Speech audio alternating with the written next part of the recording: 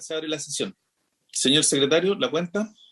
Gracias, señor presidente. Muy buenos días, sus señorías. Señor presidente, hemos recibido en esta secretaría los siguientes documentos.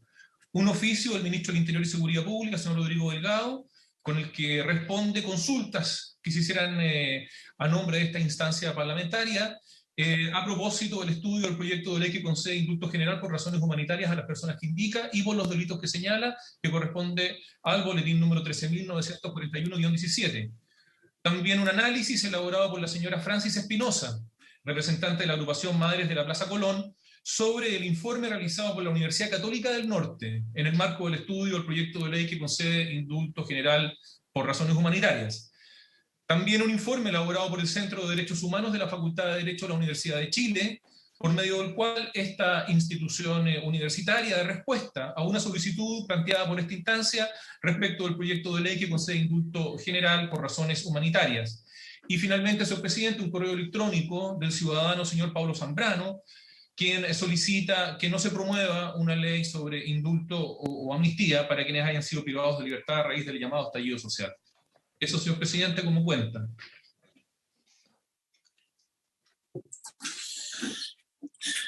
Gracias, secretario. Bueno, como lo habíamos señalado, el objeto de esta sesión tiene por finalidad poder discutir y votar en general el proyecto de ley de indulto.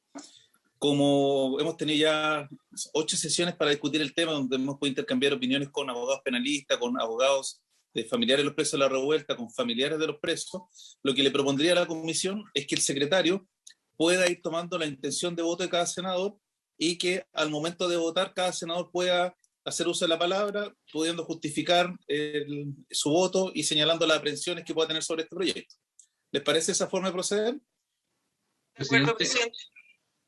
Presidente, pero entiendo yo que el señor secretario haría una breve relación del estado del arte.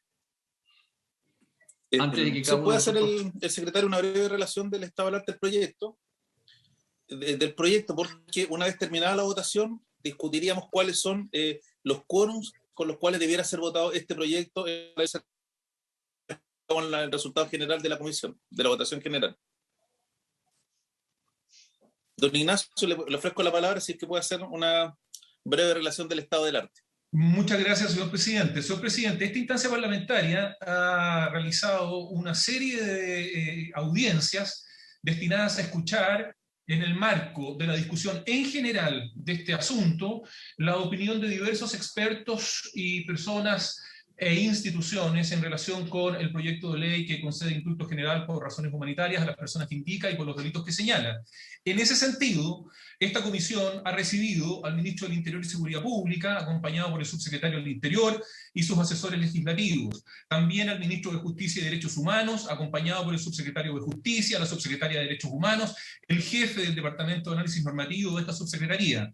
Al fiscal nacional del Ministerio Público, quien fue acompañado por el director de la Unidad Especializada en Responsabilidad Adolescente y Delitos Violentos, y por el gerente de la División de Estudios, Evaluación, Control y Desarrollo de la Gestión del Ministerio Público, el defensor nacional de la Defensoría Penal Pública, el representante de la Asamblea Nacional de Familiares de Presos Políticos, los representantes del Grupo Iniciativas por la Libertad de los Presos Políticos de la Revuelta, la abogada defensora de derechos humanos, señora Karina Fernández, por la Defensa Popular, o por la Organización Defensa Popular, los abogados señoras Betsabe Carrasco, Lorena Romero y señor María Soto, el abogado defensor de presos del estallido, señor Esteban Arévalo, el profesor de Derecho Penal de la Universidad Finisterre, señor Alejandro Leiva, representantes de la agrupación Madres de la Plaza Colón, de Antofagasta, el presidente nacional de la Multigremial Nacional, señor Juan Pablo Suet, el presidente de la Multigremial Ñuble, señor Alfredo Balling, el presidente de la Corporación Comercio Unido de Valparaíso, señor Héctor Arancidio, el abogado penalista, señor Jorge Bofil, el abogado de la Comisión Chilena de Derechos Humanos, señor Yuri Vázquez, el abogado asesor de la Mesa Técnica de la agrupación Madres de la Plaza Colón, señor Fidel Castro, el abogado penalista y académico, señor Carlos Quince Miller,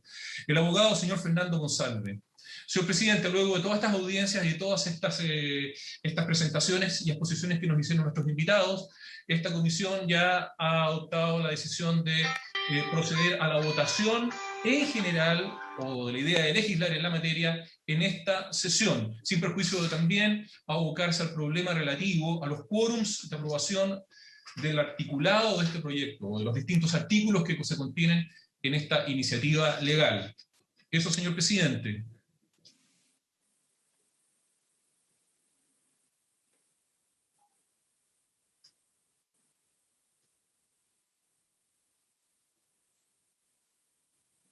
Señor presidente, está sin audio, presidente, sin audio. Hecha esa relación por parte del secretario, entonces propondría que cada senador fuera votando y argumentando su voto al momento de emitirlo. ¿Sí? No sé si hay alguna otra duda o consulta antes de que procedamos de esta forma. Secretario. Gracias, señor. Apagada por el problema que estamos teniendo en el Senado de conexión, pero estoy acá en la oficina por si acaso. Perfecto, presidente. El señor presidente, entonces, somete a votación en general el proyecto de ley que concede indulto general por razones humanitarias a las personas que indica y por los delitos que señalas, que corresponde al boletín número 13.941-17. Senadora señora Ebensperger. Gracias. Yo voy a votar contra la idea de legislar de este proyecto por las siguientes razones.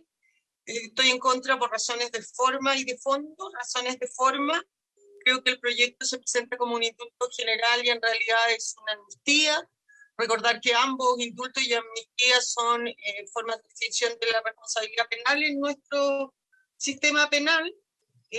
La amnistía es la extinción de la responsabilidad penal por la disposición de una ley, ¿no es cierto?, que es de carácter general, objetivo, que debe referirse a delitos políticos y que debe operar siempre respecto a situaciones pasadas y no puede extenderse al futuro. Sus efectos es que extingue completamente la pena y todos sus efectos y puede ser propia e impropia dependiendo del momento en que se dicte en relación al delito, si este ya ha sido condenado o no está en proceso. Y el indulto, ¿no es cierto?, es el perdón que hace el Estado para eximir al beneficiario del cumplimiento de la pena o rebajársela una vez que ha dictada la condena, una vez que ya ha sido investigado el delito y que ha sido condenado y la sentencia está ejecutoriada. Y este indulto puede ser general o particular. General cuando beneficia, ¿no es cierto?, a una persona determinada o a varias personas determinadas, y es general cuando tiene su origen por ley y puede beneficiar a muchas personas, pero que están en la misma situación. Pero en ambos casos, siempre en el indulto se requiere que haya una sentencia firme y ejecutoriada.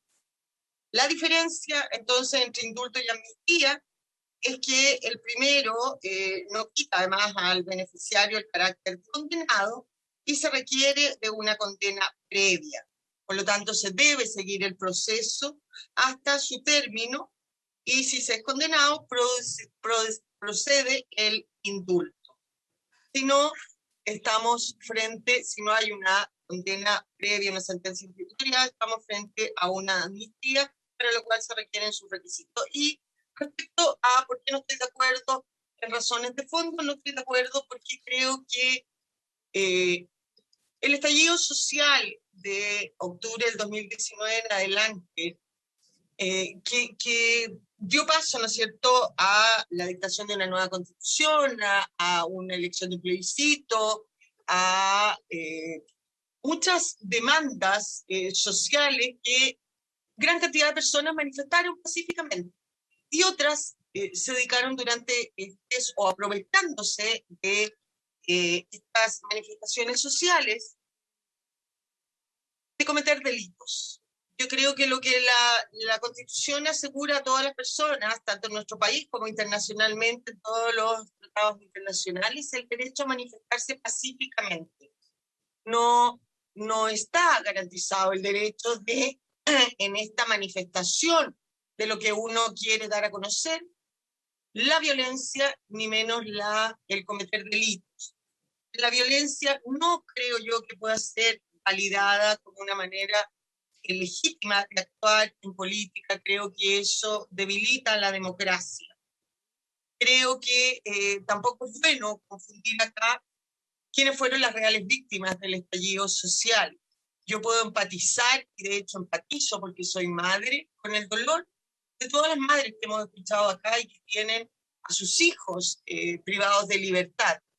Para uno como madre, sus hijos, independiente de lo que el hecho que hayan cometido, siempre serán sus hijos y uno siempre va a sentir dolor y va a hacer lo imposible para que ellos dejen de sentir ese dolor. Pero eso es un sentimiento como madre. Pero esos hijos tienen que ser responsables de los hechos que cometieron.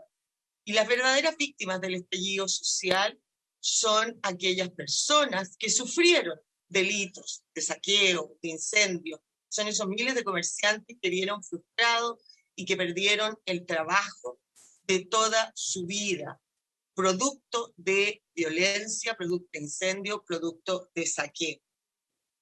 Y que si hay una ley de indulto general o de amnistía, ¿no es cierto?, van a ver aún más truncado el poder hacer efectiva la responsabilidad civil y ver resarcidos sus perjuicios, porque la acción civil solo la podrían interponer en un juicio ordinario y no hacerla efectiva en un proceso penal. Reforzar la idea que en Chile no hay presos políticos. Nadie en Chile está privado de libertad por sus ideas. Vuelvo a decir, en Chile, por hechos cometidos durante el estallido social, están privados de libertad personas que cometieron delitos comunes. Entonces también es muy difícil determinar a quiénes se beneficiaría con este indulto o con esta amnistía. ¿Cómo determinar quiénes efectivamente cometieron ese delito? Porque estaban manifestando empatizar con ese estallido social. Y por eso cometieron un incendio, lesiones, un homicidio frustrado o un saqueo. O simplemente se aprovecharon, siendo delincuentes comunes, se aprovecharon de estas manifestaciones para hacer algo que hacen habitualmente. Los delitos políticos, lo hemos escuchado de varios profesores y así también lo señala la doctrina, ¿no es cierto?, se diferencian de los delitos comunes porque son aquellos que atentan, y lo decía claramente ayer el profesor James Miller, son aquellos que atentan contra la institucionalidad política, contra la institucionalidad establecida en un determinado país. Los delitos comunes y los delitos que aquí se tratan de perdonar no atentan contra esa institucionalidad. Un delito de incendio, un delito de saqueo, un delito de homicidio frustrado, de lesiones graves, no atenta contra la institucionalidad política. No es, por lo tanto, delitos políticos, sino que delitos comunes. Se confunde, de alguna manera, el estallido social que nace, ¿no es cierto?, de un descontento político con delitos comunes que se cometieron aprovechándose de este estallido social, pero que desde mi modo de ver y de la definición que la mayoría de la doctrina hace, ¿no es cierto?, y los mismos profesores que hemos escuchado acá, no son delitos políticos. El Estado debe ser, también nos decían, el lesionado con estos delitos políticos, y no los civiles. Y acá la gran mayoría de los lesionados con estos delitos, por los saqueos, por los incendios, vuelvo a decir, las verdaderas víctimas fueron pequeños comerciantes, pequeños emprendedores y también civiles en general. Por lo tanto, vuelvo a decir, no son delitos comunes, no son delitos políticos, son delitos comunes. Finalmente, presidente, lo otro que se dijo mucho en esta comisión, ¿no es cierto?, por aquellos que representaban a los detenidos, es que han habido, aparentemente, por lo señalado acá, muchas injusticias procesales o abusos en estos procesos. Y yo creo que el indulto, la amnistía, no es la vía para solucionar esos abusos judiciales o injusticias judiciales si es que estas son verídicas. Para eso, nuestro sistema establece los recursos o las acciones procesales respectivas, y que no los afectan solo a ellos, sino que lo hemos discutido latamente en esta comisión, que todos nosotros somos abogados, además lo conocemos por el ejercicio previo de nuestra profesión, ¿no es cierto?, que nuestro sistema tiene muchas deficiencias, pero no afecta solamente a estas personas, sino que esto requiere, y estamos en proceso de un nuevo Código Penal, de un nuevo Código de Procedimiento Civil, de estudiar de una buena vez la libertad provisoria, en fin. Creo que no son temas que afecten solamente a estas personas, sino que afectan a todo nuestro sistema. Yo creo en la justicia en nuestro país. No podría ser abogado si no la creyera. No es perfecta, por cierto que no es perfecta porque es ejercida por personas y las personas no somos perfectas. Somos humanos y por lo tanto es parte de nuestra naturaleza equivocarnos. Pero creo que no se reúnen en estos casos, presidente, por las razones expuestas, para no alargarme más, y por lo que he venido diciendo en las distintas comisiones que hemos realizado, las condiciones para dictar, en este caso, una ley de indulto general o de amnistía. Voto en contra, presidente. Gracias. Gracias, señora senadora. Senador, señor Durresti.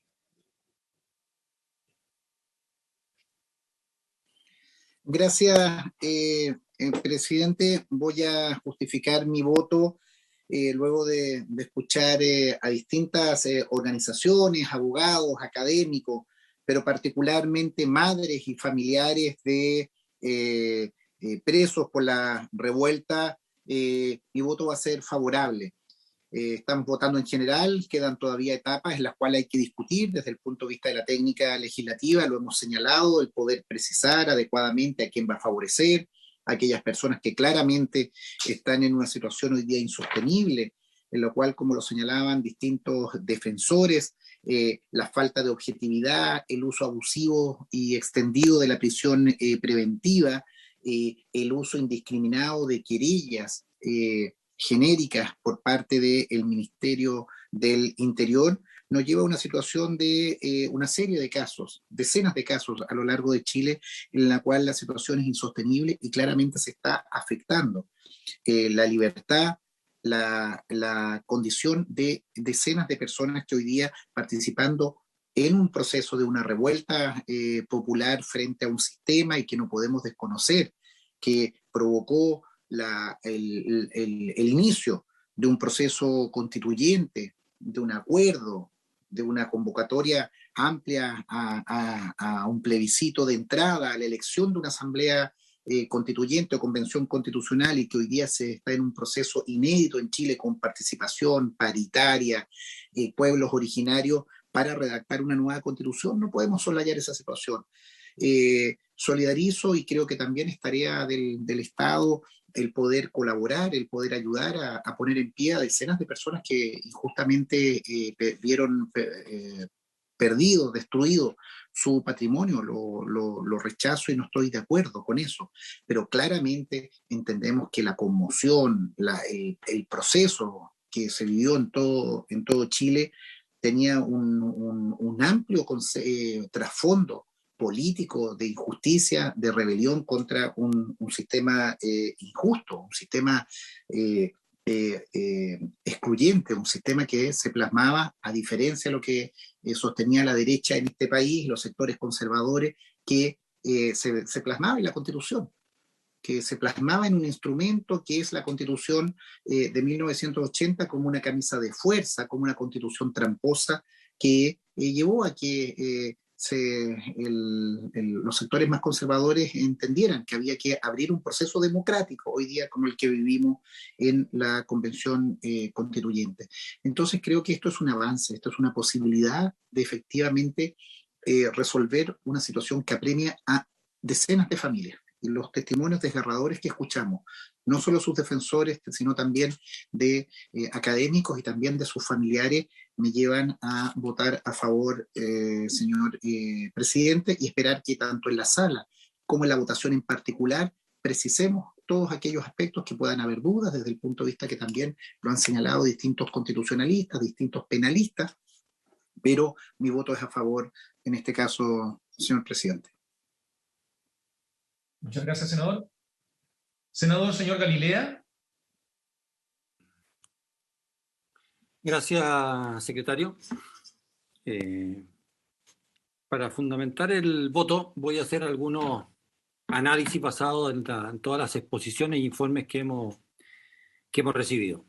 En primer lugar, es bastante claro, me parece que prácticamente no hay quien piense distinto, de que independiente de que el proyecto se le denomine proyecto de indulto, la verdad es que estamos frente a un proyecto que busca provocar los efectos de una amnistía. Lo dice la Corte Suprema, lo dicen varios tratadistas, y acá el proyecto trata,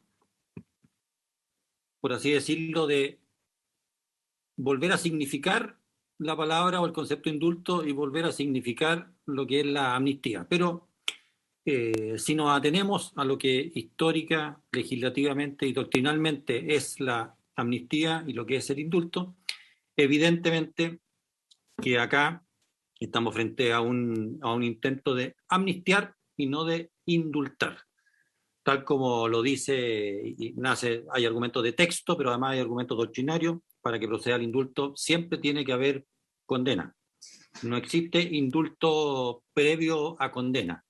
Eso así nace del texto de las leyes, textos constitucionales y la doctrina que es prácticamente unánime en este sentido. Así que hay un tema primero de caracterización de la ley, de cómo está construido, cuál es el significado que le da a las distintas expresiones, que me parece importante dejar claro. Aquí hay un esfuerzo por resignificar el concepto de indulto, provocando los efectos de una amnistía. El otro tema que ha sido muy discutido por varios de quienes pusieron acá es el concepto de los presos políticos. Aquí, este es un tema delicado porque no, en ningún país deben haber presos políticos. Y acá hay una discusión, voy a partir reconociendo de que hay muchos tratadistas de que dicen que el preso político no es el preso que está preso, valga la redundancia, por pensar lo que piensa, sino que hay que ir a un concepto amplio, y por supuesto que siempre van a haber, y en esto no hay que ser muy perspicaz, siempre uno va a encontrar profesores y tratadistas que lleven el concepto de preso político a un concepto muy amplio, muy amplio, y en la práctica lleva a que prácticamente cualquier persona que sea detenido en el contexto de manifestaciones sociales pasa a ser un preso político. Pero la verdad de las cosas es que si uno siguiera esa teoría, uno prácticamente llegaría a un esquema de que bajo el paraguas de una manifestación social se puede hacer prácticamente cualquier cosa y siempre esa persona estaría amparada en que no puede ser detenido porque nadie puede ser detenido por pensamientos o acciones políticas. Vuelvo a decir, si bien hay tratadistas que les gusta ir por esos lados, yo creo, sinceramente, de que ese es un camino sin retorno, en que se llegaría a una práctica, en la práctica se llegaría a una completa irresponsabilidad de conductas. La Corte Interamericana de Derechos Humanos, la Comisión Europea de Derechos Humanos, en esto es enfática. La manifestación social es un derecho, evidentemente que es un derecho, o sea, manifestarse en todas las formas es un derecho, pero tiene límites. Y el límite es que siempre la manifestación sea pacífica y siempre la manifestación sea sin armas. Incluso las reuniones tienen esos mismos límites. La Corte Interamericana de Derechos Humanos respecto de lo que ha sucedido en Chile fue expresa, fue totalmente expresa. La manifestación social, pedir una nueva constitución, pedir lo que se quiera pedir, es legítimo, pero no es legítimo hacerlo mediante métodos violentos, atacando personas, atacando propiedad pública o propiedad privada. Esa es una línea divisoria que no podemos dejar pasar. Y no podemos dejarlo pasar además, particularmente en un país que vive en democracia. uno podrá decir, bueno, que a mí no me gustaba la Constitución del 80, perfecto. Esa Constitución se ha modificado ya decenas de veces. Y es la manera en que los países democráticos hacen las cosas. Tienen sus mecanismos, se logran mayoría, uno puede ser elegido o no elegido proponiendo una cosa u otra cosa. Hay elecciones periódicas, es decir, hay una forma institucional para darle curso a los pensamientos y a los grandes anhelos y pretensiones de los ciudadanos. Y eso no hay que olvidarlo. Chile es un país plenamente democrático. Si uno quiere cambiar algo, lo hace por elecciones, lo hace por participación regulada, establecida y democrática. No lo hace asaltando hoteles, no lo hace quemando peajes, no lo hace agrediendo a carabineros, no lo hace votando al general Baquedano de la estatua, no lo hace de esa manera. Lo hace a través de formas democráticas, participativas, pacíficas y sin armas. Por lo tanto,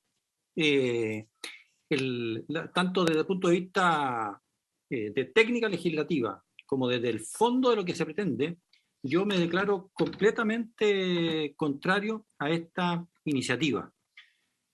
Aquí buena parte de lo que además se ha mencionado tiene que ver con una crítica furibunda a la Fiscalía, a los tribunales de garantía, a las Cortes, a todo el mundo. Se ha puesto de moda aquí decir que el problema de Chile, y es otra de las cosas que hay que cambiar, es que Chile tiene una justicia clasista, y nos empezamos a llenar de discursos que empiezan a justificar todo y a justificar lo injustificable. La Fiscalía hace lo mejor que puede su trabajo, sin ninguna pretensión de estar dañando o castigando a alguien porque sí. Lo mismo los tribunales de justicia. Existen todos los recursos judiciales para hacer valer los derechos y nada de eso se ha conculcado en este país. Por lo tanto, creo que acá, más allá de los dolores que por supuesto puede sentir cualquier familia o los arrepentimientos que pueden tener algunos de estar presos por cosas que hicieron, la verdad es que en Chile existe un pleno Estado de Derecho en el cual uno puede hacer valer todos y cada uno de las alternativas que le da la ley. Hay amparo, hay apelaciones, hay reposiciones, en fin, hay de todo para poder defenderse correctamente. Y a cada una de estas personas, además, ha tenido, no es un abandonado en las manos de Dios, es una persona que ha tenido al Instituto de Derechos Humanos, organizaciones civiles, organizaciones de derechos humanos, agrupaciones de distintos tipos que han estado encima para intentar proteger cada uno de los derechos a los que tenía acceso esa persona que está detenida. Por lo tanto, yo basándome en todas las razones que he dicho, porque me parece además un pésimo precedente para la convivencia democrática, no puedo dejar de decir de que así como la gran crítica que se hace a la ley de amnistía del año 78 es que consistió en una especie de autoamnistía, bueno, a mí me parece que aquí estaríamos también frente a algo muy parecido a una autoamnistía por ese camino. A mí me caen bien todos los que están en el bando de la primera línea, qué sé yo comparto porque me ayudaron en mis propósitos, entonces ahora voy a sacar una ley de amnistía en que se permita hacer borrón y cuenta nueva. Pero peor aún, ni siquiera es una amnistía propia, porque perdona a unos y no a otros, lo que transgrede también algo bien básico en cualquier ley de amnistía, que es la igualdad ante la ley. Por eso yo comparto mucho de lo que ayer señaló el ex ministro de la Corte Suprema, Carlos Kunze-Miller, y voy a terminar estas palabras diciendo que rechazo este proyecto de ley, y parafraseando lo que él mismo escribió hoy día en un diario, quiero decir que cuando la política entra por la puerta, la justicia huye por la ventana. Voto en contra. Gracias, don Rodrigo. Senador, señor Huenchumilla.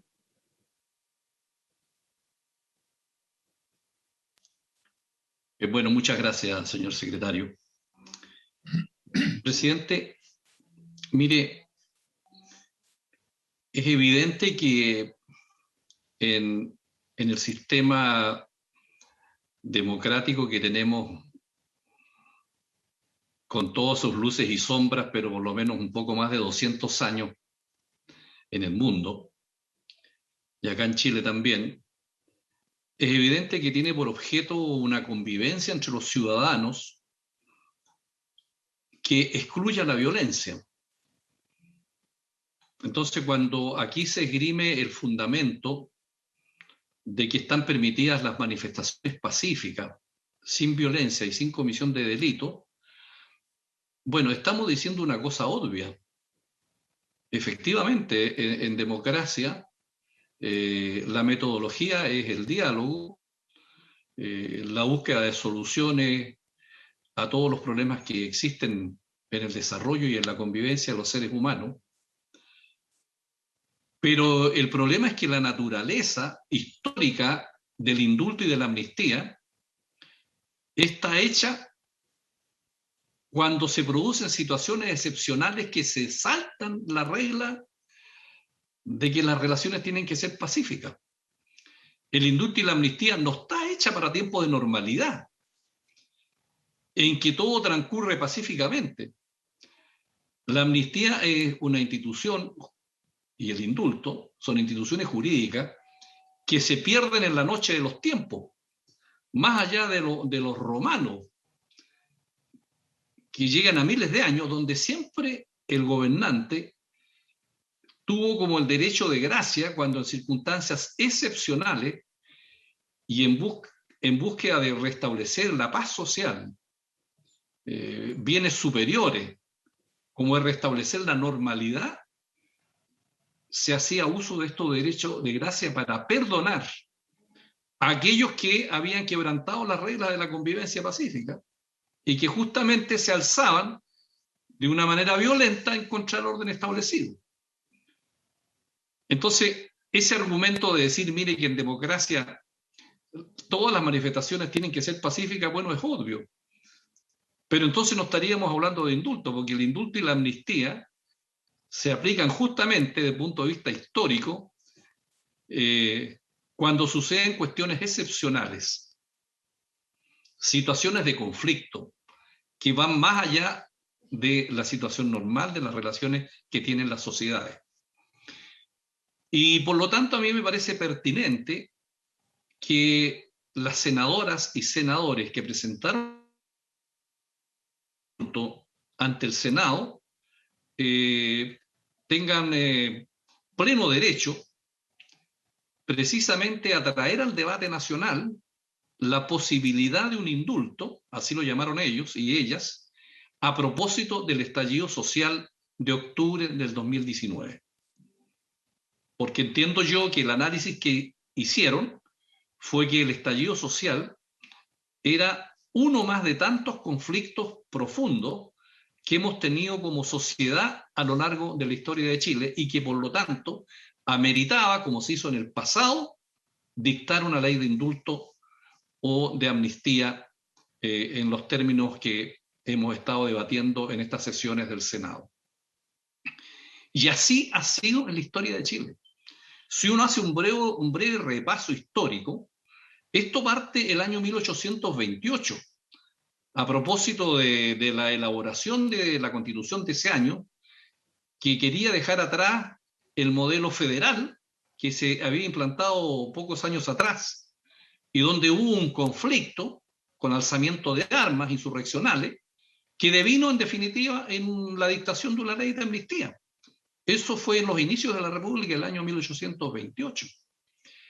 Después, con motivo también de una controversia insurreccional en el año 1851, termina también con una ley de amnistía, y lo mismo pasa el año 1861. En la Guerra Civil del año 1891 se dictó no una ley de amnistía, se dictaron a lo menos 5, 6 o 7 leyes de amnistía. Si la memoria no me falla respecto al recuento de las leyes de amnistía que se dictaron a propósito de esa guerra civil que dejó miles de muertos.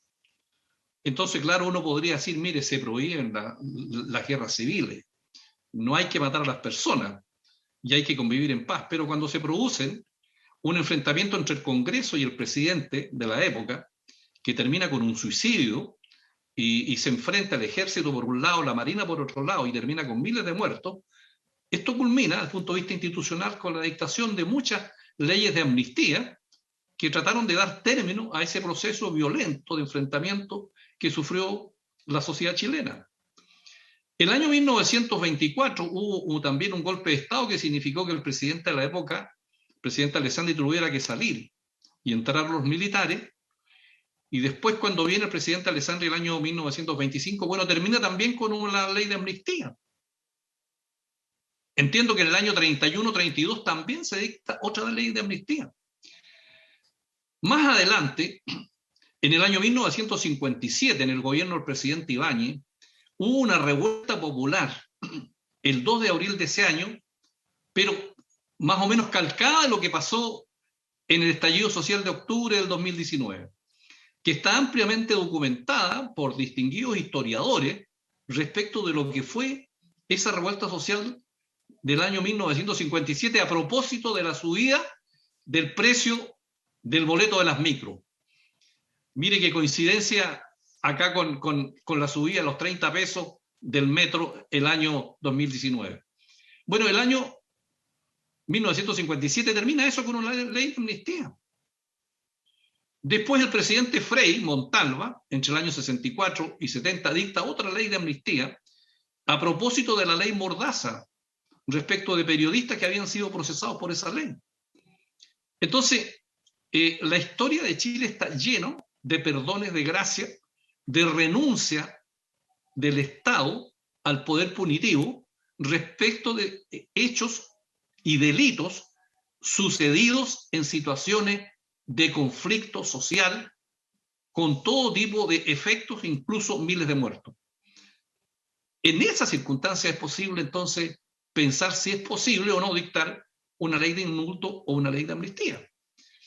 Y entonces, lo que nosotros tenemos que discutir, si el estallido de octubre del 2019 reúne las características que tuvieron los otros eventos históricos a lo largo de la historia de Chile, respecto de si significó o no un quebrantamiento de nuestra convivencia y por qué se produjo. Y, naturalmente, que nosotros sabemos que el estallido fue porque el conjunto de la población más desprotegida del país sintió de que se había incubado un modelo y un tipo de sociedad que por las vías institucionales y pacíficas no había sido posible resolver y modificar y reformar, y que eso tenía un paradigma que era la Constitución de 1980, que carecía y carece de legitimidad por haberse impuesto por la fuerza en una dictadura militar que duró 17 años. Y entonces ese evento sucedido en octubre del 2019 tiene las características de todos los conflictos que yo he relatado a lo largo de la historia de Chile que terminaron con leyes de amnistía. Entonces a mí me parece que hay una justificación política, histórica y jurídica como para que nuevamente el Estado haga lo que hizo a lo largo de la historia, partiendo por el año 1828, en los inicios de la República, para extinguir la responsabilidad penal de alguna manera, en alguna fórmula jurídica, y buscar un bien superior, como lo hizo a lo largo de la historia de Chile, en los eventos que he señalado, de restablecer la paz social. Sobre todo cuando el propio sector político del país le dio patente de legitimidad cuando suscribe el acuerdo del 15 de noviembre de ese mismo año 2019, en orden a que, a propósito de lo que había sucedido, el gobierno del presidente Piñera, la oposición y los partidos oficialistas están todos de acuerdo en firmar un acuerdo por la paz y por la nueva constitución. Y eso se firma el 15 de noviembre, que viene a colocarle, como digo, en la patente del derecho precisamente a que tengamos los chilenos por primera vez en la historia una constitución hecha de una manera como lo estamos haciendo ahora por la soberanía popular. Por lo tanto, ese hecho social y conflicto acaecido en octubre terminó, en definitiva, con que vamos a tener por primera vez en la historia de Chile una nueva carta fundamental de la manera como lo estamos haciendo. Entonces hay una justificación, como digo, histórica, política y jurídica para pensar en dictar una ley de indulto o una ley de amnistía. Ahora bien, el indulto y la amnistía están, desde el punto de vista legal, regulados en el Código Penal, en el artículo 93, tal como aquí se ha señalado, y efectivamente la amnistía borra todo, y como aquí se ha señalado también tiene efecto retroactivo, y el indulto remite o conmuta la pena y rige para el futuro. Eso dicen el artículo 93, número 3 y número 4, a nivel de ley. Digamos eso es a nivel de norma legal, de una norma legal simple.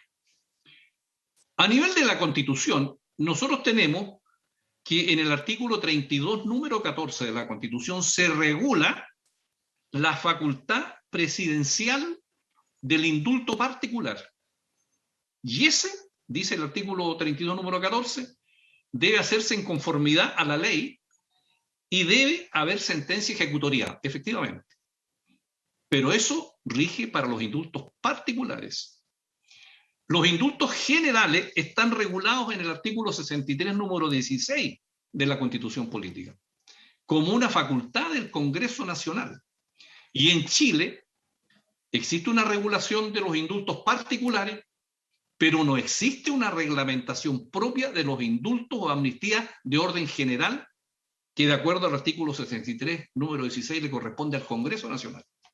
No hay una normativa regulatoria a nivel legal o reglamentaria que regule los indultos generales, como es el que estamos discutiendo hoy día.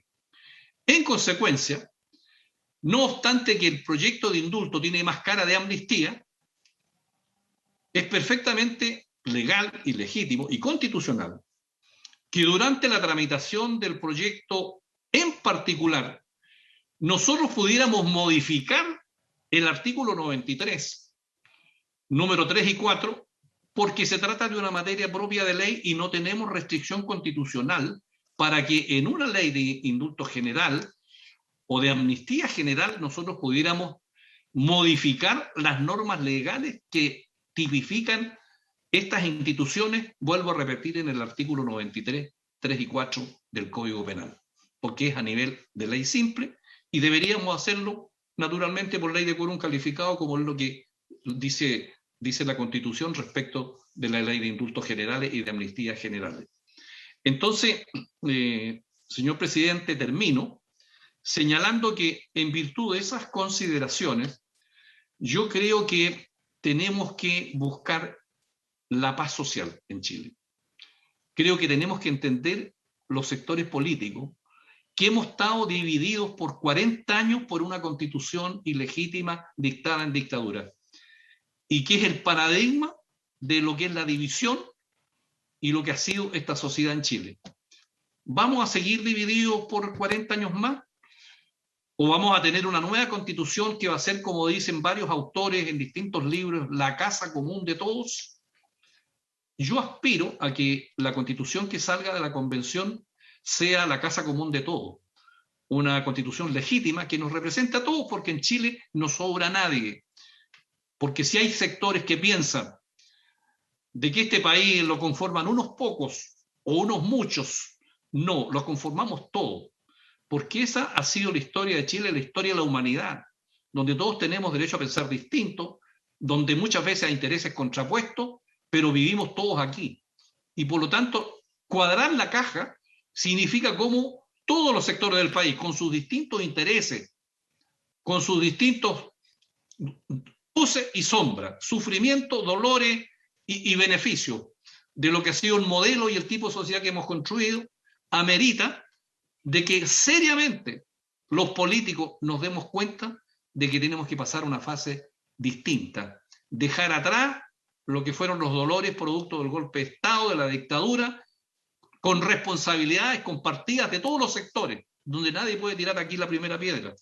Pero entonces el punto es si queremos dejar atrás a eso o queremos seguir divididos. Y para obtener esa paz social completa, a mi juicio, es necesario que el Estado renuncie a su acción punitiva respecto de que la gente salió a la calle a protestar por un sistema creado responsablemente por todos los que de una u otra manera hemos conducido el Estado en estos últimos 30 o 40 años. Y por lo tanto, esa es la causa. Y lo que yo quiero es que producto de eso encontremos la paz social. Y a mi juicio procede desde el punto de vista jurídico, constitucional, político y moral, dictar una ley de indulto, de amnistía, lo que salga, porque tenemos facultades para eso en aras de un bien superior. Eso es lo que me motiva a mí, señor presidente, a votar favorablemente este proyecto en general. Muchas gracias. Muchas gracias, don Francisco. Señor presidente. Gracias, secretario. Yo lo he manifestado. Nosotros como poder político, como senadores y los diputados también, y el presidente de la República, obviamente tenemos que tratar de buscar y construir la paz social. Y frente a la compleja situación que enfrentó el país producto del estallido social en el mes de octubre, no podemos, en la discusión de este proyecto, olvidar esa situación. Yo creo que el estallido social develó muchas falencias que tenía nuestro país. La gente salió a protestar producto de distintas causas que probablemente seguiremos los próximos días, semanas, tratando de descifrar con claridad cuáles fueron. Pero entre muchas otras cosas, el estallido social también sirvió para develar las miserias que tiene el proceso penal. Hemos visto y quedó demostrado con mucha fuerza lo que ocurrió principalmente con algunos presos del estallido que fueron objeto de largas prisiones preventivas para después ser absueltos. Hemos visto cómo muchos accedieron a procedimientos abreviados con el objeto de poder salir de las cárceles señalando que eran inocentes. Hemos visto las deficiencias del Ministerio Público en las investigaciones, largas investigaciones que después no llegan a nada, y que no solamente ocurre con los presos del estallido, sino que ocurre también con las investigaciones de otros delitos. Se puso en la palestra todas las falencias, a mi juicio, que tiene el sistema de persecución penal. Y espero que a partir de esto podamos tener una discusión seria respecto de cómo se reforma el sistema de persecución penal en Carabineros, la PDI, Ministerio Público y por supuesto también los tribunales. Dicho eso, yo creo que nosotros tenemos que ayudar a construir paz social. Hay diferencias respecto a lo que ocurrió con el golpe militar del año 73 y con las leyes que se dictaron, especialmente con la ley de amnistía, que fue una amnistía impropia que se ha denominado. Lo que se está buscando hoy día es ver de qué manera nosotros somos capaces de poder construir esa paz social. Y como le decía muy bien el senador Huenchumilla, y en esto no voy a repetir los argumentos, la institución del indulto y la amnistía se pierde en la noche de los tiempos, porque justamente los gobernantes debían contar con un instrumento que le permitiera construir esta paz social, de poder generar mecanismos que ayudaran a recuperar la convivencia social. Y eso pasaba muchas veces por perdonar a quienes hayan cometido algún delito, a quienes hayan cometido alguna infracción al ordenamiento jurídico. Si este proyecto salta la valla de la votación en sala del Senado, probablemente tendremos que discutir si este es un indulto o es una amnistía. Yo creo que este proyecto tiene una mala factura técnica, lo he dicho en público y en privado, creo que tiene errores tiene algunas complejidades bastante difíciles de resolver. O sea, hay una confusión, no trata de entender por indulto general algo que a todas luces es una amnistía y que obviamente tiene requisitos para su otorgamiento y efectos jurídicos distintos, aun cuando podrán decir persiguen el mismo efecto jurídico, que es extinguir la responsabilidad penal. Pero el efecto práctico, todos sabemos, porque todos somos abogados en esta comisión, que la diferencia entre indulto y amnistía tiene consecuencias jurídicas distintas. Entonces, eso es un tema que claramente tenemos que dilucidar por las eventuales link de problemas de constitucionalidad que pudiera tener el proyecto. Pero aun cuando este proyecto pueda tener una mala factura técnica y pueda presentar una serie de inconvenientes que quedaron a la vista en la discusión del proyecto por todos quienes participaron en esta discusión, eso no puede ser un impedimento para que nosotros tomemos una decisión que es de carácter político, que es, a mi juicio, de qué manera contribuimos a buscar y alcanzar la paz social, alcanzar paz social con justicia. Por esa razón, yo voy a votar a favor de este proyecto. Creo que nosotros tenemos que, como Senado, tener la suficiente altura de mira para sentarnos a discutir cómo logramos paz social en Chile. Y esa paz social pasa necesariamente por buscar una solución a aquellas personas que son los denominados presos de la revuelta, e incluso a todos quienes han sido perseguidos por alguna causa asociada a la revuelta social en este último año y medio que hemos tenido. Creo que nosotros como Senado tenemos que hacer ese ejercicio y no atrincherarnos en decir, mire, aquí se cometieron delitos comunes y pues no corresponde. Yo no quiero entrar en la discusión de si estamos frente a presos políticos, estos fueron delitos políticos o no, porque podríamos estar probablemente horas o semanas discutiendo este tema, porque cada uno puede adherir a una legítima doctrina respecto a estos conceptos. Pero yo creo que al final del día, detrás de eso lo que hay son personas. Yo quiero decirlo, a mí me ha tocado conocer el caso principalmente de las personas que fueron detenidas en Antofagasta, a los familiares de las madres de la Plaza Colón, que yo lo digo con franqueza, con ellos al principio no tuvimos una muy buena relación, pero hemos conocido el detalle de lo que ocurrió con muchas de ellas, con muchos de sus hijos, con muchos de sus hermanos. Me ha tocado ver porque me han contado qué es lo que pasó con las investigaciones penales, las deficiencias que hubo o cómo se tomaron detenidos a jóvenes que fueron a denunciar el abuso por parte de carabineros y terminan siendo detenidos producto de supuesto porte y tenencia de bombas molotov o de armas. Entonces, por esa razón yo creo que nosotros tenemos que ayudar a buscar una solución a estas personas. Y en eso creo que es este proyecto, que como Independencia, como lo he dicho, creo que este proyecto tiene una muy mala factura técnica, tiene complejidades que si es que esto salta a la valla del Senado, tendremos que tratar de resolver como Comisión de Constitución de forma tal de buscar la mejor manera de construir paz social. Y en esto yo quiero decir que lo personal no me cierro a que aquí pueda haber una solución que sea de carácter general para todos quienes tengan investigaciones por causas asociadas a la revuelta social. Dicho eso, voto a favor, secretario. Gracias, presidente. Señor presidente, resultado de la votación: 3 votos por la afirmativa, 2 votos por el rechazo. Aprobado en general el proyecto. Alfonso, está sin audio si quieres decir algo. ¿No? Entonces, se aprueba 3-2. Lo que le pediría al secretario es que por favor pudiéramos ver el tema de los quórums de votación, porque entiendo que las 2 comisiones que nos precedieron y producto de la redacción que tiene el proyecto, hay quórum distintos de votación en sala, y me gustaría que como Comisión de Constitución, dado que a nosotros nos corresponde el aspecto técnico, precisar bien cuál a juicio nuestro son las normas de quórum distintos y cuál es el efecto en el evento que no se alcance el quórum en la sala del Senado. Secretario.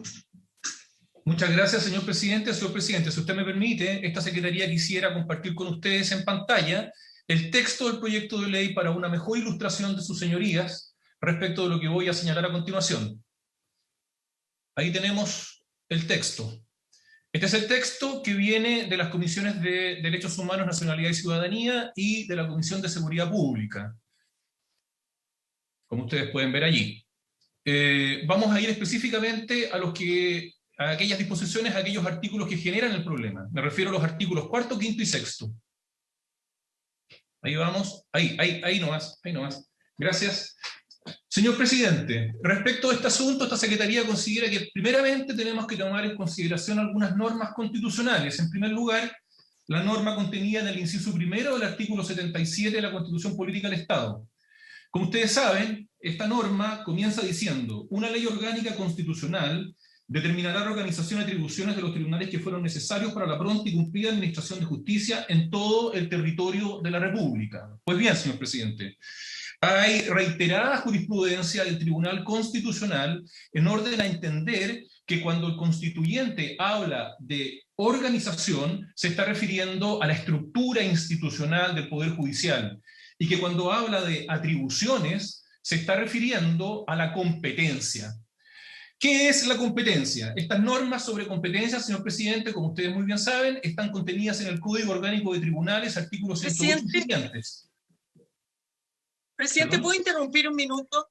Sí, Sí, lo que pasa es que más allá de la discusión, yo creo que lo primero que debiera leer el secretario es el 63, número 16, de la Constitución, que señala que todas las leyes que otorguen el indulto general o la amnistía son de quórum calificado.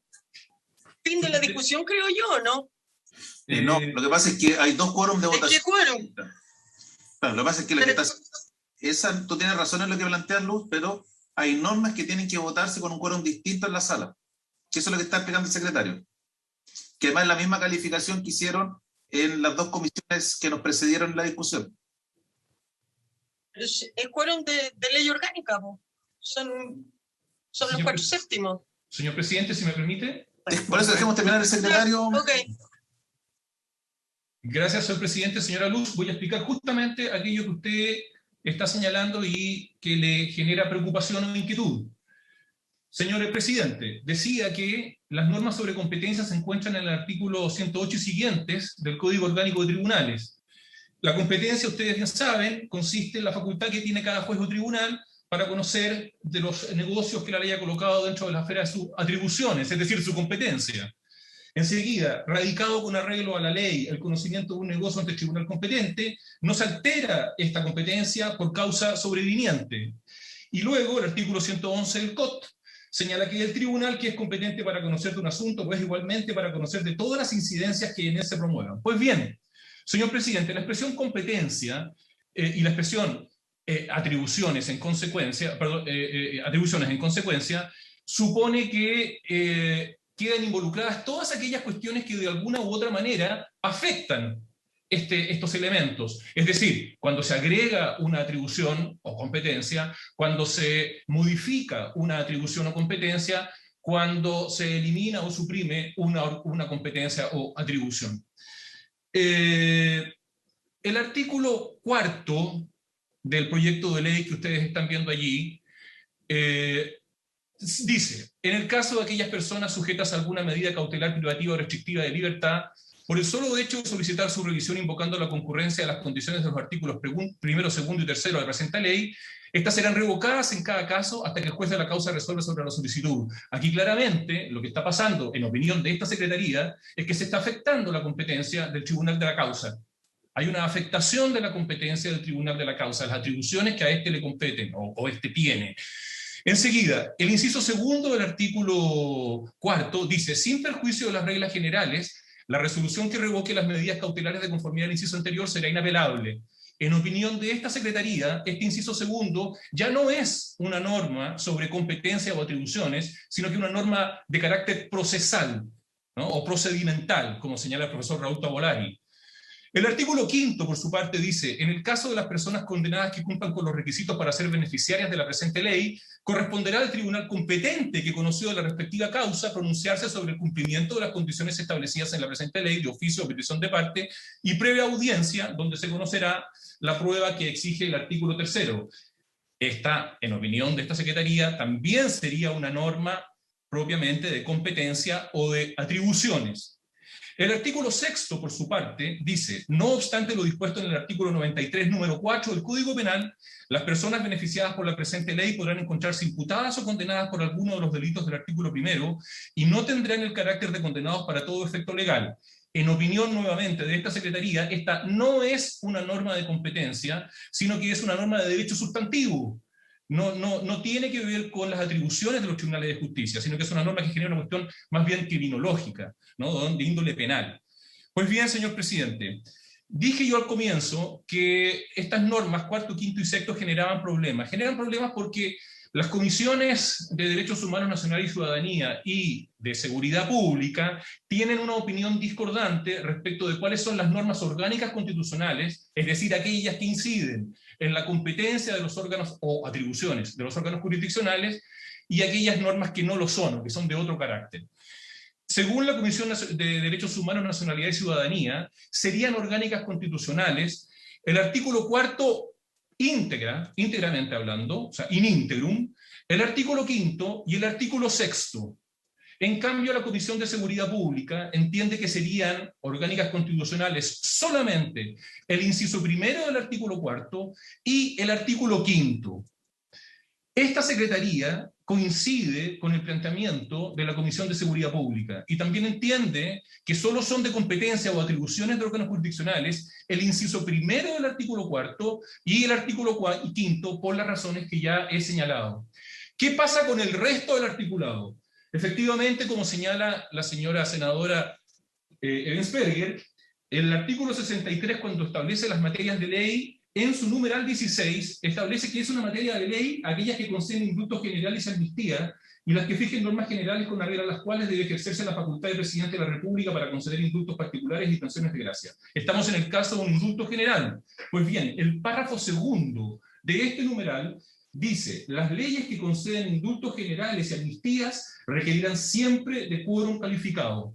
Como consecuencia de lo que acabo de decir, en opinión de esta Secretaría, son orgánicas constitucionales o serían orgánicas constitucionales el inciso primero del artículo cuarto y el artículo quinto, pero el resto del articulado, el resto de las normas que se contemplan en este proyecto de ley serían de quórum calificado.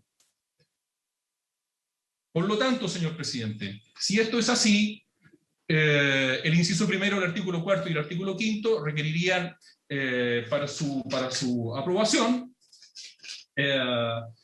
de las 4/7 partes de los diputados y senadores en ejercicio, porque serían normas orgánicas constitucionales. En cambio, el resto del articulado, todas las restantes normas del proyecto de ley, requerirían para su aprobación de la mayoría absoluta de los señores senadores, señoras y señores senadores en ejercicio. Es cuanto puedo informar, señor presidente. Corresponde a esta comisión pronunciarse sobre este particular, en el entendido que lo que ha hecho esa Secretaría no es más que emitir una opinión técnica sobre la materia. Gracias, secretario. Para constancia del acta y para quienes están siguiendo la transmisión, eso en la práctica se traduce que el proyecto en general debe ser aprobado con 23 votos, que sería la mayoría más uno de senadores y senadoras en ejercicio. Y en el caso de las de ley orgánica, que serían a juicio de la Secretaría el artículo cuarto y quinto, los 4/7 entiendo que son 25 votos. ¿Es así, secretario? Sí, señor presidente. Sí, y a mí me gustaría hacer una, no sé si definimos el quórum y después hacemos algunos comentarios o aprensiones respecto de qué ocurriría en el efecto de alcanzar el quórum en la sala este proyecto. Ofrezco la palabra sobre los temas de quórum. Presidente. Luz. Sí, solo tengo una duda sobre el inciso segundo del 4. Hacer la resolución que revoque la medida cautelar inapelable. No estamos modificando ninguna resolución, ninguna facultad, ¿no? ¿Estamos seguros en eso? Yo lo comparto la interpretación de la Secretaría porque al final del día otorgar o no el recurso de apelación es una norma de carácter procesal. No se está alterando la competencia de la Corte de Apelaciones, que podría ser en el fondo norma de quórum. Aquí esto es si se concede o no un recurso, y entiendo, y en esto la Secretaría podrá respaldar que cuando se han discutido si se asignan recursos de apelación o de casación, no se vota como norma de quórum. Pero y al modificar, porque estamos modificando más que una norma procesal, la competencia de la Corte. No, y ahí no hay competencia. Sí, pues, el reconocer o no conocer un recurso es competencia de la Corte. Desde ese punto de vista es competencia de la Corte. Cuando tú fijas la competencia de la Corte es cuando una de las competencias de la Corte es qué recursos conoce y cuáles no.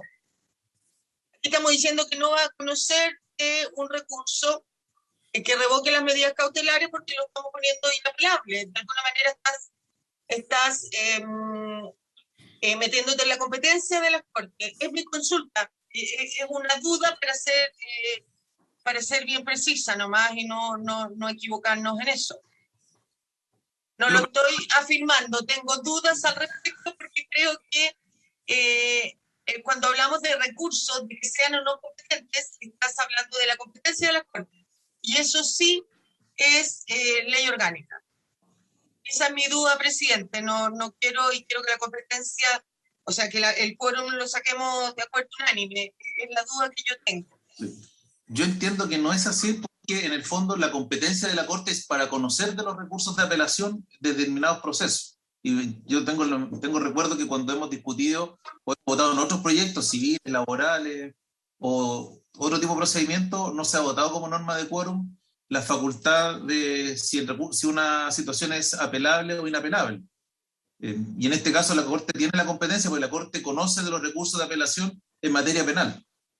Pero yo sí, haciendo como del abogado del diablo, porque aquí lo que estamos haciendo es alterando la regla general de que la Corte conoce las resoluciones de los tribunales inferiores, ¿no es cierto? Y aquí al hacerlo inapelable estamos alterando esa competencia. Bueno, era mi consulta. Rodrigo.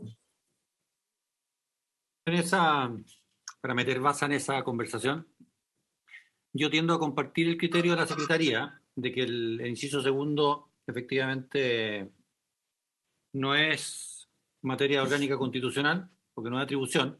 Lo que sí es que me parece es inconstitucional porque afecta al debido proceso, pero eso es harina de otro costal. Así que yo comparto el criterio de la Secretaría en este punto. Yo creo que el inciso segundo va a ser materia de inconstitucionalidad por el tema del debido proceso, pero no por temas de quórum, que seguiría la regla general de quórum calificado, creo yo. ¿Ofrezco la palabra sobre el punto? No. En eso tiene razón, creo que probablemente vamos a discutir después si esto cumple o no los principios de doble instancia. Que es un motivo de discusión más, y harina de otro costal, pero una discusión ya más constitucional. Entonces, yo no tengo problema, ya dije mis dudas y si no compartía, no tengo, entiendo que el secretario tiene mucha más experiencia que yo en esta materia, era una duda nomás que tenía. Entonces, habría acuerdo que la comisión le va a proponer a la sala del Senado que solamente serían estos 2 artículos los que debieran votarse con un quórum distinto en la sala. El senador Latorre te está pidiendo la palabra, presidente. Aquí no veo a todos cómo está. Juan Ignacio. Juan Ignacio, tiene la palabra. Gracias, presidente. Sí, solo una consulta, porque entendí que el secretario dijo el quórum calificado serían 23 votos. Yo tenía entendido que eran 22 votos. Eso primero precisar o preguntar, digamos, por su intermedio, presidente. Y lo otro es, claro, la consecuencia de esto que si entiendo bien también el argumento que dio el senador Buenchumilla en su momento, es que si se aprueba en general, que en el fondo eso es lo que sería la sala del Senado, la habilitación del debate para entrar en particular, claro, ahí se abre un periodo de indicación, un plazo de indicaciones, como cualquier proyecto de ley, y ciertamente estos artículos de ley orgánica pueden ser modificados en el fondo. Y lo mismo el tema del catálogo de delitos, bueno, tantas cosas que podría modificarse el proyecto. Entonces, sobre la consecuencia de, claro, no alcanzar el quórum esos artículos, no implica que se habilite igual el debate, en particular para efectos de presentar indicaciones, mejorar el proyecto, modificarlo, etcétera, ¿no? Quería precisar esos puntos, presidente. Secretario. Sí, señor presidente, muchas gracias. Don Juan Ignacio, efectivamente usted tiene razón, me acaban de corregir el número. La cantidad de votos necesarios, tratándose de una norma de quórum calificado, sería 22, y tratándose de una norma orgánica constitucional sería 25. Ese sería el dato preciso.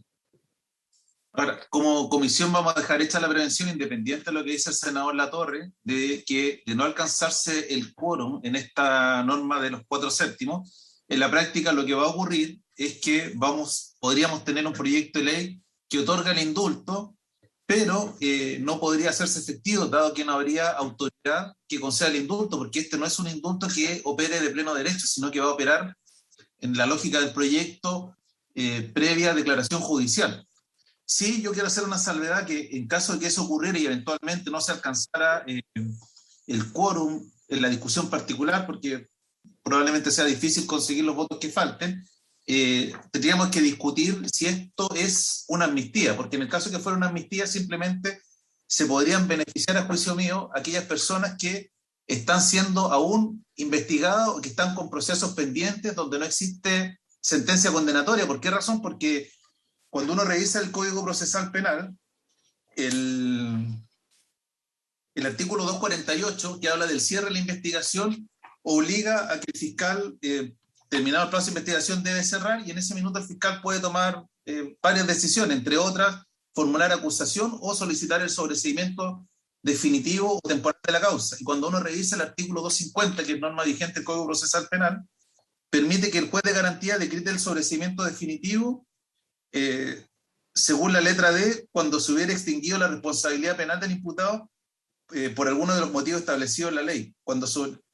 Y en la E, cuando sobreviene un hecho que con arreglo a la ley pone fin a la responsabilidad penal. Y en este caso puede entenderse que este proyecto, al ser una amnistía, está poniendo término a la responsabilidad penal. Entonces se produciría, entre comillas, un absurdo, que si no se alcanza el quórum en la discusión particular, podemos seguir discutiendo el proyecto en la medida en que esto sea una amnistía y que solamente va a beneficiar aquellos quienes estén con proceso pendiente, porque aquí no se estaría alterando ninguna de las reglas actuales que tienen los tribunales al momento de terminar o cerrar una investigación. Entonces eso, dejarlo en constancia, porque probablemente va a ser un motivo de debate en la sala del Senado, cuál es el efecto práctico de no alcanzarse el quórum en estos dos artículos. Entonces tendríamos, lo que hemos visto con la Secretaría, un proyecto de ley que concede indulto, amnistía, lo discutiremos en su minuto, que no va a poder ser otorgado porque no se alcanzó el quórum para que sean los tribunales los que lo otorguen, salvo esta interpretación que la podremos discutir de aquellos que tengan causa pendiente y no hayan cerrado la investigación, y que se entienda que este proyecto es una amnistía. Eso me gustaría que quedara también precisión, porque queremos entregar la mayor cantidad de información a los senadores al momento de votar este proyecto en la sala. Bastante discutible también, presidente, la explicación que hace usted, materia de discusión, de estudio, de análisis. Sí, claro, lamentablemente el Código Procesal Penal, cuando simplemente lo único que hizo esta referencia, y claro, el inciso final del 250 dice que el juez no podrá dictar sobreseimiento definitivo respecto a delitos que conforme al Tratado Internacional en Chile se encuentren vigentes y sean imprescriptibles, y no pueden ser amnistiados. Entonces, por eso no puede hacer esa interpretación, pero obviamente será un motivo de discusión. Pero me gusta que lo que queremos y que le hemos pedido a la Secretaría es que puedan estar todos estos elementos de juicio al momento de votarse esto en la sala del Senado, a fin de que cada senador y senadora tenga la mayor cantidad de antecedentes al momento de votar.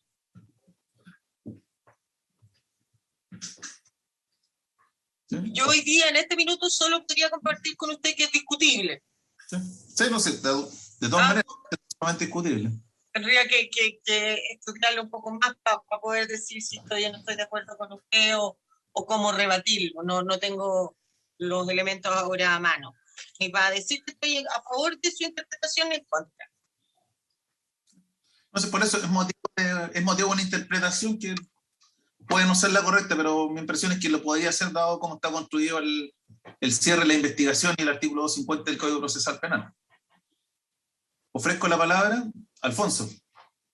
Presidente, por la importancia y relevancia de este proyecto, porque afecta a personas que están privadas de libertad y que obviamente tenemos que generar un instrumento que sea efectivo. Muchas veces es difícil entender esta discusión que nos corresponde, es obligatoria a nosotros establecer el respeto a las normas de quórum que el propio secretario nos ha hecho presente. Es importante que la discusión en la sala arribe y ayude a despejarlo. Yo valoro la actitud que siempre hemos tenido en esta comisión de que democráticamente se definen las discusiones, pero con estricto respeto a las normas que tenemos. No podemos nosotros vulnerar normas, y también esta discusión es un elemento indiciario para también superar todas aquellas dudas o situaciones injustas que vivimos en los testimonios de prisiones preventivas extremadamente prolongadas. Entonces, yo lo que espero es que podamos despachar esto, dar una discusión en la sala, pero tener una legislación útil para efecto de obtener los beneficios que se han planteado, al menos mayoritariamente, al aprobar esta norma. Pido eso y que podamos despachar esto lo antes posible a la sala. Sí, ofrezco la palabra. Senador Buenchumilla.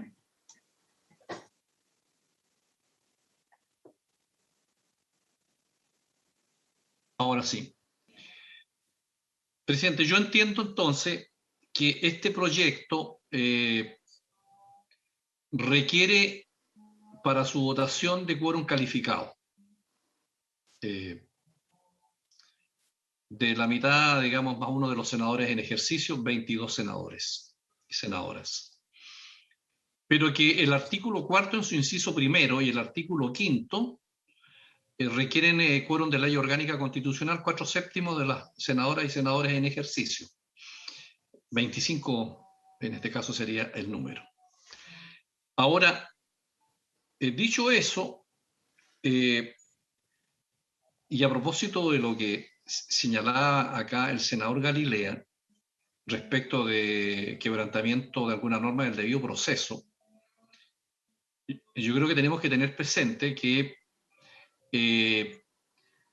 el control que hace el Poder Legislativo se manifiesta primero en la admisibilidad o inadmisibilidad de un proyecto de ley cuando esto incide en materia de iniciativa propia del presidente de la República, que no es el caso y que pasó, digamos, que se aceptó por la mesa del Senado la tramitación de este proyecto.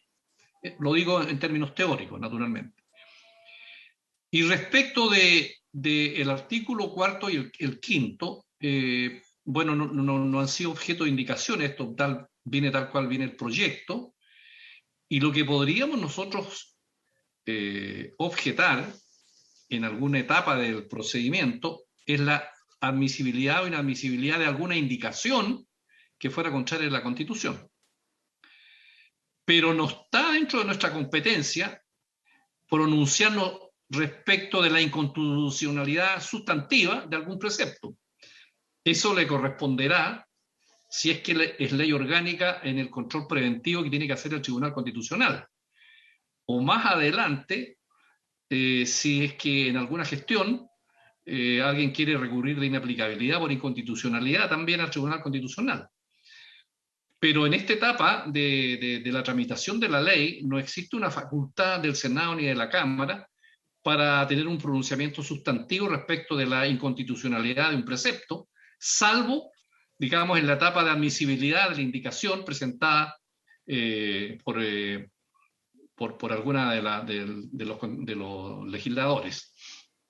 Y creo, para terminar, que si el artículo cuarto, inciso primero, y el artículo quinto no lograran el quórum de los 4/7, significa que esos dos artículos no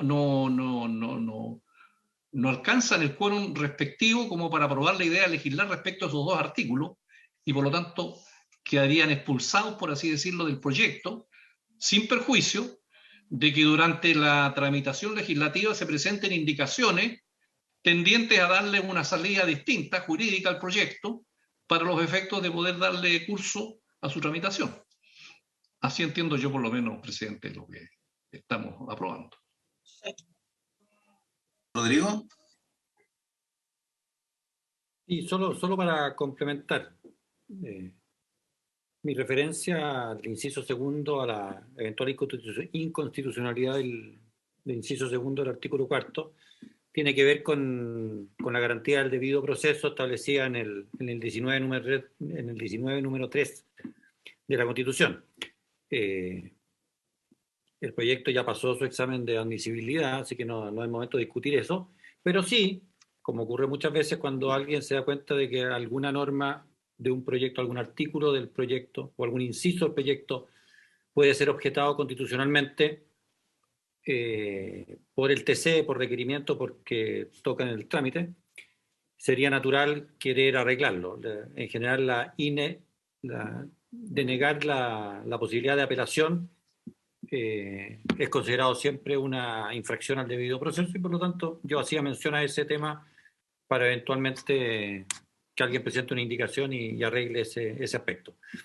Ahora, si no alcanzan los quórum, el inciso 1 del cuarto y el artículo quinto, efectivamente se arma un problema grande en este proyecto de ley,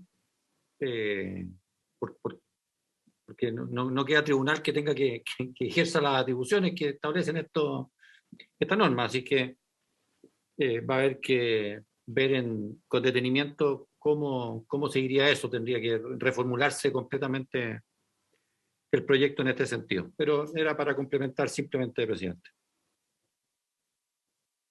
Gracias, Rodrigo. ¿Alguna otra duda o consulta? Señor presidente, Secretario.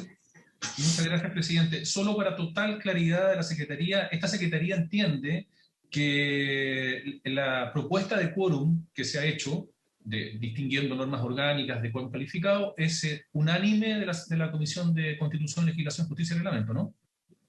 Sí, presidente. Sí. Perfecto. Okay. Es unánime la propuesta. Ok, presidente. ¿Sí? ¿Alguna otra cosa? Presidente. Francisco. No, solamente para dejar constancia que ese fue el criterio que tuvo la Comisión de Seguridad, que en momento de votarse yo era el presidente.